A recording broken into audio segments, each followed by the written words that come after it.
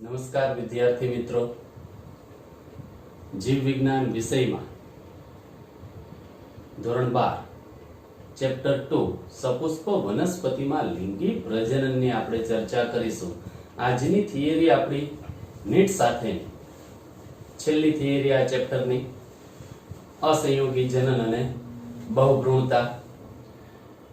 આગળ આપણે બે થિયરીની વાત કરેલી, ફળની રચના અને બીજનું મહત્વ. એમાંથી ફળની રચના સમજાવો એમાં આપણે એવી ચર્ચા કરેલી કે કુટફળ અને સત્યફળ કોને કહેશું. કુટફળ કોને કહેશું તો કે જે ફળ બીજાશય સિવાય કોઈ અન્ય ભાગમાંથી એટલે કે પુષ્પાસન અથવા પુષ્પકલિકામાંથી નિર્માણ થતું હોય તો તેવા ફળને આપણે કુટફળ તરીકે ઓળખશું. એક્ઝામ્પલ એમાં યાદ રાખવાના હતા સફરજન, કાજુ, સ્ટ્રોબેરી જે કુટફળના ઉદાહરણ છે. એટલે કે બીજાશય સિવાય કોઈ અન્ય ભાગમાંથી ફળ રૂપાંતર થતું હોય તો એવા કુટફળ તરીકે ઓળખાય સફરજન, કાજુ અને સ્ટ્રોબેરી. સત્યફળ કોને કહેશું તો કે જે ફળનું નિર્માણ બીજાશયમાંથી થતું હોય એટલે કે બીજાશયમાંથી નિર્માણ પામતા ફળને સત્યફળ તરીકે ઓળખશું, જે આપણે ફળની રચનાની અંદર વાત કરેલી. ત્યાર પછી બીજ નું મહત્વની વાત કરેલી, જેમાં બીજ એક આપણી કૃષિનો પાયાનો એકમ છે અને એમાં બે એક્ઝામ્પલની આપણે ખાસ અગત્યના જે હતા એ યાદ રાખવાના હતા. લ્યુપાઇન તો એ 10,000 વર્ષ જૂનું એના બીજ આર્કિટેક્ટ ટ્રુન્ડમાંથી મળેલા છે અને ફરીથી એમાંથી એને ઉગાડવામાં આવ્યા એ બીજને તો એ પુષ્પો પણ ઉત્પન્ન કર્યા છે. એવા પુરાવા આપણી પાસે છે. એટલે કે બીજ સુસુપ્ત અવસ્થા ગાળે ત્યારબાદ ફરીથી એ અંકુરિત થઈ શકે. એટલે કે 10,000 વર્ષ જૂના લ્યુપાઇનના બીજ પુષ્પો ઉત્પન્ન કર્યા એ એક પુરાવો છે. અને બીજું ખજૂરીના બીજ, હેરોલ્ડ, રાજન હેરોલ્ડ દરિયા કિનારા પાસે જે છે મહલ, એમાંથી ખજૂરીના 2000 વર્ષ જૂના બીજ પ્રાપ્ત થયા છે અને એ પણ જીવન છે. એ બંને પુરાવા આપણે બીજની અંદર યાદ રાખવાના છે એમસીક્યુ ની અંદર. ક્લિયર વિદ્યાર્થી મિત્રો? હવે આપણે આજની આ થિયરીની ચર્ચા કરીએ. અસંયોગી જનન અને બહુભ્રૂણતા. આ થિયરી છેલ્લી આપણી થિયરી છે ચેપ્ટરની. અસંયોગી જનન અને બહુભ્રૂણતા સમજાવો. ચાલો વિદ્યાર્થી મિત્રો, સૌપ્રથમ આપણે અસંયોગી જનન કોને કહેશું એની વાત કરીએ. અસંયોગી જનન, ત્યાર પછી આપણે બહુભ્રૂણતાની વાત કરશું. ખાસ આઈએમપી થિયરી છે અસંયોગી જનન. ચાલો, તો બીજ એ ફલનની અંતિમ નિપજ છે. બીજ એ ફલનની પ્રક્રિયા જે છે એની અંતિમ નિપજ તો કે બીજ છે. એટલે કે બીજ ફલનની અંતિમ નિપજ છે. એમસીક્યુ આ પણ યાદ રાખવાનું કે ફલનની અંતિમ નિપજ કઈ છે તો કે બીજ. હવે એસ્ટ્રેસી અને ઘાસના કુળમાં એસ્ટ્રેસી નું બીજું નામ કમ્પોઝિટી કુળ.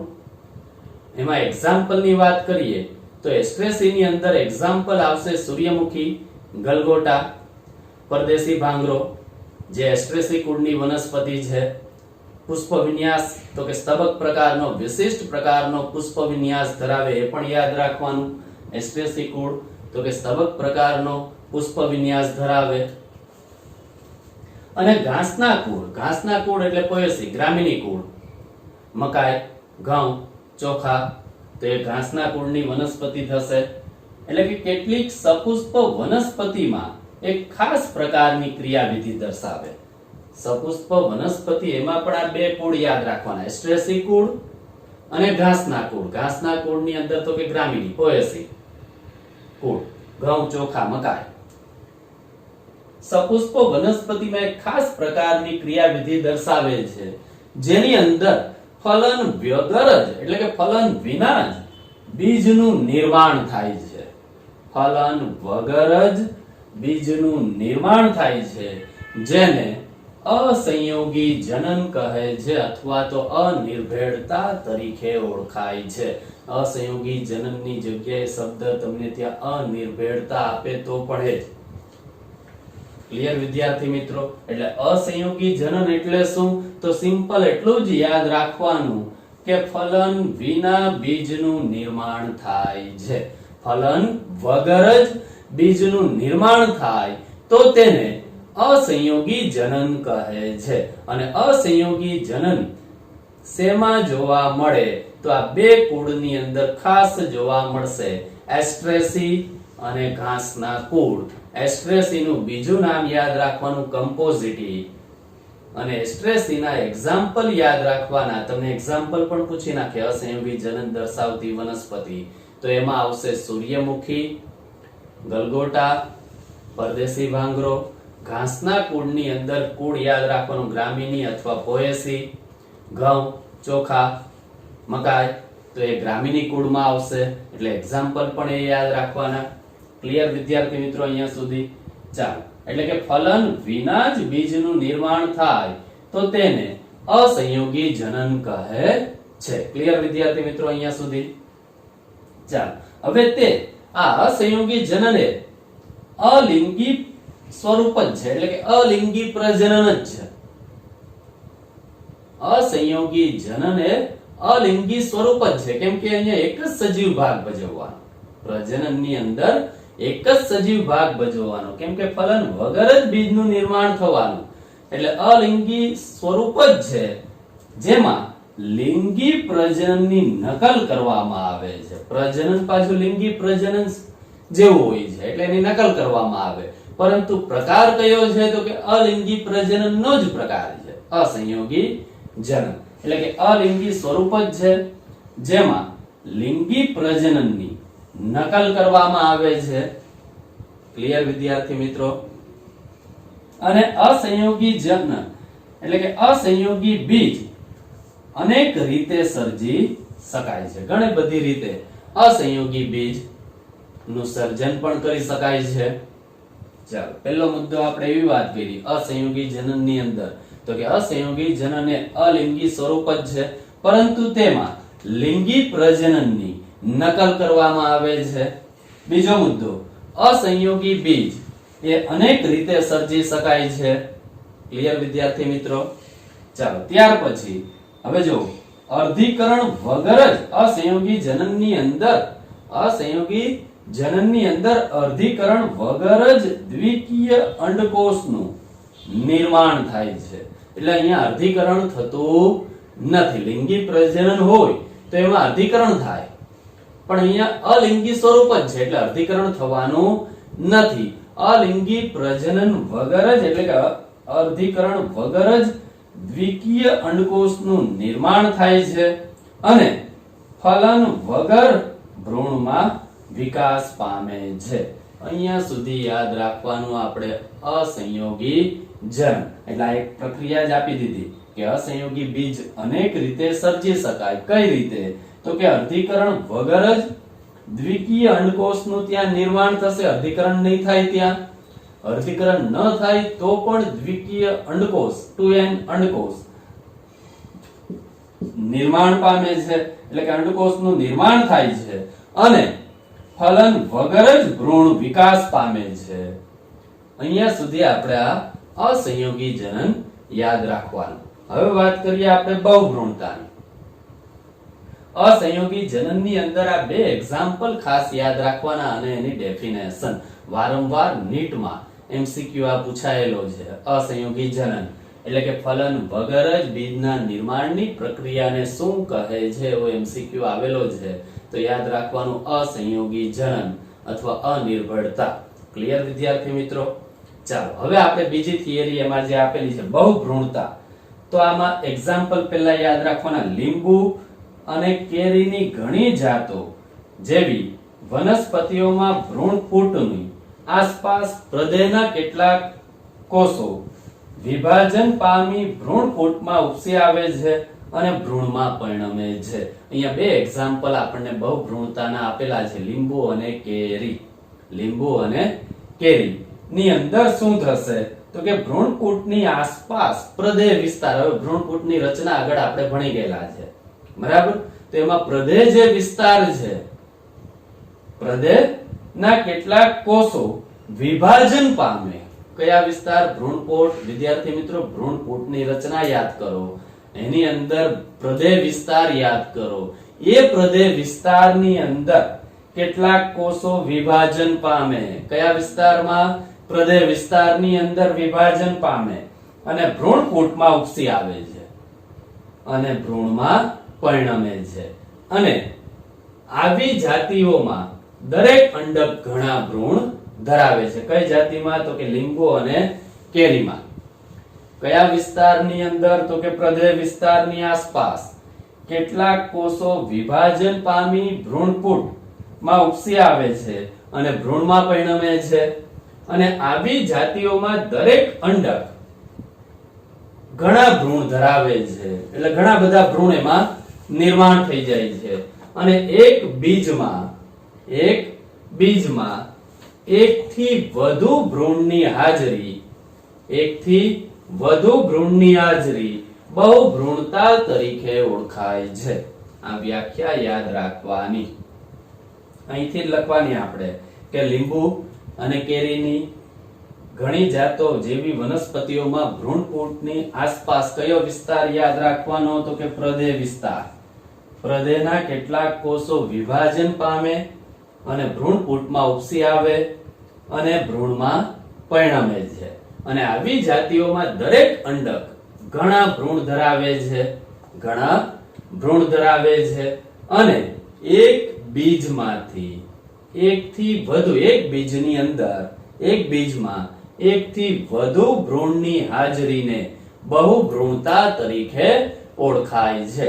એટલે કે એક બીજમાં એક કરતા વધુ ભ્રૂણ હાજર હોય તો તેને બહુભ્રૂણતા કહે છે. એટલે આ બે ડેફિનેશન પહેલા યાદ રાખવાની. અસંયોગી જનન તો કે ફલન વગર જ બીજના નિર્માણની પ્રક્રિયાને અસંયોગી જનન કહે છે. અને બહુભ્રૂણતા એટલે એક બીજમાં એક કરતા વધુ ભ્રૂણ સર્જાય તો તેને બહુભ્રૂણતા કહે છે.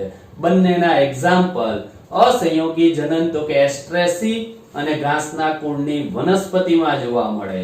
બહુભ્રૂણતા તો કે લીંબુ અને કેરીની જાતોમાં જોવા મળશે. ક્લિયર વિદ્યાર્થી મિત્રો? એટલે બંને વચ્ચે શબ્દ ભેદ સમજાવો. 2 ગુણની અંદર આવે તો બંનેની ડેફિનેશન અને બંનેના એક્ઝામ્પલ લખવાના. ક્લિયર? ચલો હવે આગળ. હવે તમારે અભ્યાસ કરવો હોય તો કોઈ પણ ફ્રૂટ લઈ શકો.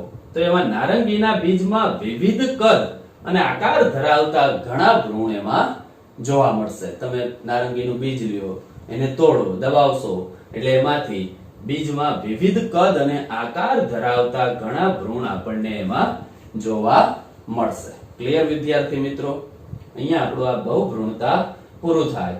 હવે આપણે આ વાત કરીએ એના મહત્વની, અસંયોગી જનન ના મહત્વની વાત કરીએ તો એમાં સંકર જાત, હાઇબ્રિડ જાત જે મેળવવામાં આવે, જે ખાસ કરીને આપણા ખોરાક અને શાકભાજી માટે સંકર જાત વિશિષ્ટ રીતે ઉગાડી શકાય છે.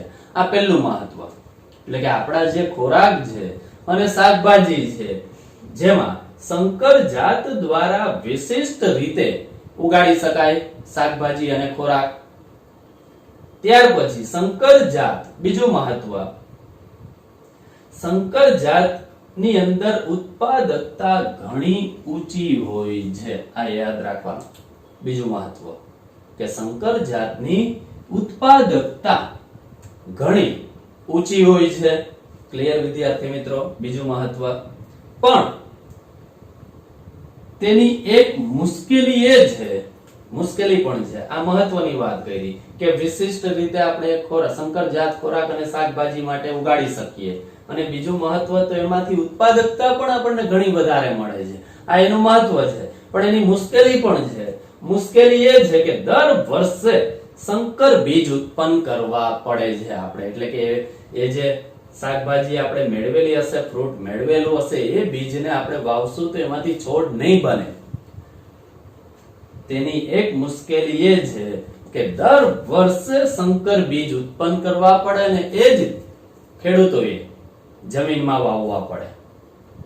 આ એની મુશ્કેલી. અને તેમાંથી મેળવેલ બીજને ઉગાડવામાં આવે તો સંતતિમાં લક્ષણોનું વિશ્લેષણ થતા સંકર લક્ષણો જળવાતા નથી. ત્યાં આ જે આપણે ખોરાક શાકભાજી માટે જે સંકર જાત ઉગાડેલી એના બીજ જ એ છોડના બીજ જ ફરીથી જો વાવવામાં આવે તો તેમાંથી મેળવેલ બીજને ઉગાડવામાં આવે તો સંતતિના લક્ષણોનું શું થશે? ત્યાં વિશ્લેષણ થઈ જાય, વિશિષ્ટતાઓમાં ફેરવાઈ જાય અલગ અલગ સ્વરૂપમાં.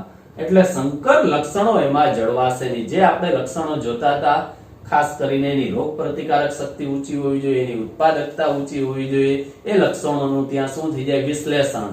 એટલે એની ઉત્પાદકતા પણ ઘટી જાય, રોગ પ્રતિકારક શક્તિ પણ એ છોડની ઘટી જાય. એટલે સંકર લક્ષણો એમાં જળવાતા નથી. આ એની મુશ્કેલી છે. અને તેનું ઉત્પાદન પણ મોંઘું છે. સંકર જાત મેળવવાનું જે ઉત્પાદન છે એ પણ મોંઘું છે. અને ખેડૂતોએ આવા બીજની કિંમત વધુ ચૂકવવી પડે છે. ખેડૂતોએ આ બીજની કિંમત પણ સંકર બીજ મેળવવા માટે, સંકર જાત મેળવવા માટે ખેડૂતોએ આ બીજની કિંમત પણ વધુ ચૂકવવી પડે છે. જો આવા હાઇબ્રિડ એટલે કે સંકર જાત હાઇબ્રિડને અસંયોગીમાં રૂપાંતરિત કરવામાં આવે તો સંતતિનું વિશ્લેષણ થતું નથી.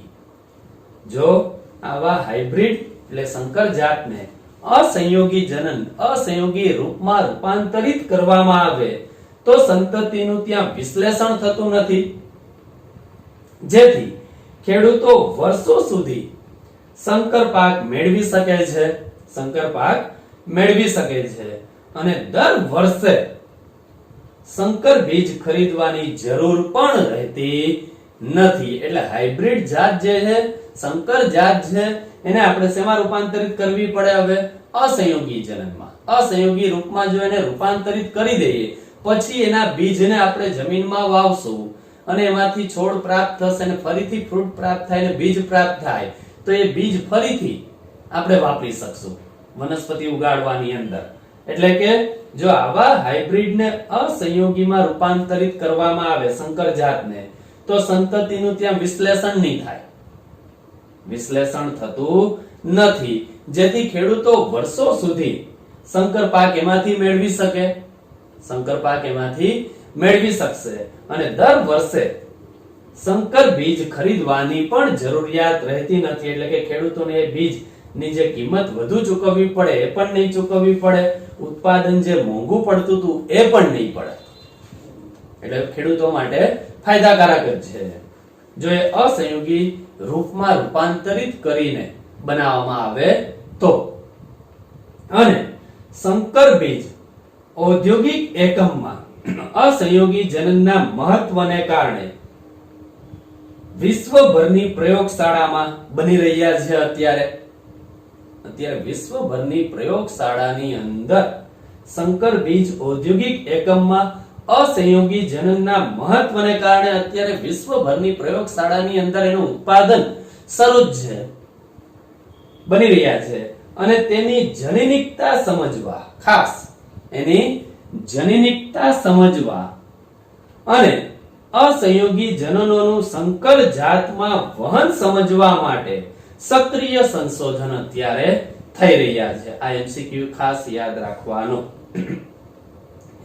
કે તેની જનીનિકતા સમજવા, અસંયોગી જનન દ્વારા નિર્માણ થયેલ બીજ છોડની જનીનિકતા સમજવા અને અસંયોગી જનનનું સંકર જાતમાં વહન સમજવા માટે અત્યારે સક્રિય સંશોધનો થઈ રહ્યા છે. ક્લિયર વિદ્યાર્થી મિત્રો? એટલે આ બે બાબતો અહીંયા ખાસ યાદ રાખવાની કે તેની જનીનિકતા સમજવા અને અસંયોગી જનનનું સંકર જાતમાં વહન સમજવા માટે અત્યારે સક્રિય સંશોધનો ચાલુ જ છે. ક્લિયર વિદ્યાર્થી મિત્રો? અહીંયા સુધી આ થિયરી આખી મહત્વ સાથે આવે તો લખવાની. આ બે થિયરી આપણે આજે સાથે ટોપિક ચર્ચા કરેલી. છેલ્લી થિયરી આપણી હતી અસંયોગી જનન અને બહુભ્રૂણતા. હવે અહીંયા તમે વિદ્યાર્થી મિત્રો અસંયોગી જનન પણ અગત્યની થિયરી છે. પહેલા તો અસંયોગી જનન કોને કહેશું? તો કે ફલન વગર જ બીજનું નિર્માણ થાય તો તેને અસંયોગી જનન કહે છે. એક્ઝામ્પલ એમાં યાદ રાખવાના, એસ્ટ્રેસીકુડ, અને ઘાસના કુળ એસ્ટ્રેસી કુળની અંદર ઉદાહરણ સૂર્યમુખી, ગલગોટા, પરદેશી ભાંગરો. ઘાસના કુળની અંદર પોએસી, ગ્રામીણી. એમાં એક્ઝામ્પલ ઘઉં, ચોખા, મકાઈ એ એક્ઝામ્પલ એમાં આવશે. ત્યારબાદ બંને વચ્ચે ભેદ એવો પણ પ્રશ્ન તમને પૂછી નાખે 2 ગુણની અંદર કે અસંયોગી જનન અને બહુભ્રૂણતા શબ્દ ભેદ સમજાવો અથવા ભેદ સ્પષ્ટ કરો. તો 2 જ મુદ્દા આપણે લખવાના, બરાબર. બંનેની ડેફિનેશન, બંનેના એક્ઝામ્પલ. અસંયોગી જનનની વાત કરી, બહુભ્રૂણતા પૂછે તો એક જ બીજમાં એક કરતા વધુ ભ્રૂણ સર્જાવાની પ્રક્રિયાને બહુભ્રૂણતા કહે છે. અને એમાં એક્ઝામ્પલ યાદ રાખવાના લીંબુ અને કેરીની જાતો. ક્લિયર વિદ્યાર્થી મિત્રો? ચાલો ઝડપથી આપણે એકવાર રિવિઝન એ કરી દઈએ એટલે આખી થિયરી આપણી મોઢે થઈ જાય, બરાબર. ચાલો જો અસંયોગી જનન તો કે પહેલા તો બીજ તો કે ફલનની અંતિમ નિપજ છે. બીજ એ ફલનની અંતિમ નિપજ છે. એસ્ટ્રેસી અને ઘાસના કુળમાં કેટલીક સપુષ્પ વનસ્પતિઓમાં એક ખાસ પ્રકારની ક્રિયાવિધિ જોવા મળશે જેની અંદર ફલન વિના જ બીજનું નિર્માણ થાય છે, જેને અસંયોગી જનન કહે છે. હવે તે અલિંગી સ્વરૂપ જ છે. અસંયોગી જનન એ અલિંગી સ્વરૂપ જ છે જેમાં લિંગી પ્રજનનની નકલ કરવામાં આવે છે. અસંયોગી બીજ અનેક રીતે સર્જી શકાય છે. અસંયોગી બીજ અનેક રીતે સર્જી શકાય છે. એમાંથી એક એક્ઝામ્પલ અહીંયા આપેલું છે કે જેમાં અર્ધીકરણ વગર દ્વિકીય એટલે 2n અંડકોષનું નિર્માણ થાય છે. અર્ધીકરણ વગર દ્વિકીય અંડકોષનું નિર્માણ થાય છે અને ફલન વગર જ ભ્રૂણમાં વિકાસ પામે છે. આ એક એક્ઝામ્પલ એનું આપી દીધેલું છે. હવે વાત કરીએ આપણે બહુભ્રૂણતાની તો લીંબુ અને કેરીની ઘણી જાતો જેવી વનસ્પતિમાં ભ્રૂણ કૂટની આસપાસ રહેલો વિસ્તાર ખાસ યાદ રાખજો. કયો તો કે પ્રદેહ વિસ્તાર. પ્રદેહમાં કેટલાક કોષો વિભાજન પામી ભ્રૂણ કૂટમાં ઉપસી આવે છે અને ભ્રૂણમાં પરિણમે છે. એટલે કયા વિસ્તારમાં? તો કે પ્રદેહ વિસ્તારની અંદર કેટલાક કોષો ઉપસી આવે જે વિભાજન પામે અને ભ્રૂણ કૂટની અંદર ભ્રૂણનું નિર્માણ કરે છે. ઘણા બધા ભ્રૂણનું એ નિર્માણ કરશે.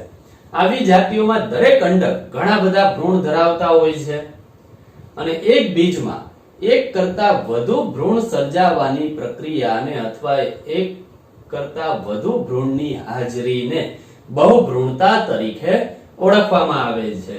નારંગીના બીજ તમે લેશો, નારંગી ફ્રૂટ તમે લેશો હાથમાં, એને દબાવો તો એના બીજમાં વિવિધ કદ અને આકાર ધરાવતા ઘણા ભ્રૂણનો અભ્યાસ કરી શકો તમે. ક્લિયર? હવે મહત્વની વાત કરીએ તો સંકર જાતો જે છે આપણા ખોરાક અને શાકભાજીમાં સંકર જાતો વિશિષ્ટ રીતે ઉગાડી શકાય છે. એની ઉત્પાદકતા પણ ઘણી વધારે હોય છે. ઉત્પાદકતા ઘણી વધારે, પણ એની એક મુશ્કેલી છે કે દર વર્ષે સંકર બીજ ઉત્પન્ન આપણે કરવા પડે છે. તેમાંથી મેળવેલ બીજને આપણે જો સંકર જાતમાંથી જે પાક મેળવેલો હશે એ બીજને જો આપણે ઉગાડવામાં આવે તો સંતતિના અંદર લક્ષણોનું વિશ્લેષણ થાય છે. આથી સંકર જાતના લક્ષણો એમાં જળવાતા નથી અને એની ઉત્પાદન ક્ષમતા જે છે, ઉત્પાદન એ મોંઘું છે. ખેડૂતોએ આ બીજની કિંમત વધારે ચૂકવવી પડે છે અને જો આવા હાઇબ્રિડને, સંકર જાતને અસંયોગીમાં રૂપાંતરિત કરવામાં આવે તો સંતતિનું વિશ્લેષણ થતું નથી, જેથી ખેડૂતો વર્ષો સુધી સંકર પાક મેળવી શકે છે અને દર વર્ષે સંકર બીજ ખરીદવાની જરૂર એને રહેતી નથી. અને સંકર બીજમાં ઔદ્યોગિક એકમોમાં અસંયોગી જનનના મહત્વને કારણે વિશ્વભરની પ્રયોગશાળામાં અત્યારે પ્રયોગો એના ચાલુ જ છે અને તેની જનીનિકતા સમજવા અને અસંયોગી જનનોનું સંકર જાતમાં વહન સમજવા માટે સક્રિય સંશોધનો અત્યારે થઈ રહ્યા છે. ક્લિયર વિદ્યાર્થી મિત્રો? અહીંયા સુધી આખી આ થિયરી પૂછાય તો લખવાની થાય છે. અહીંયા આપણું ચેપ્ટર 2 સપુષ્પ વનસ્પતિની અંદર લિંગી પ્રજનન નીટ સાથે આપણે પૂરું કરેલું છે. ક્લિયર વિદ્યાર્થી મિત્રો? નમસ્કાર.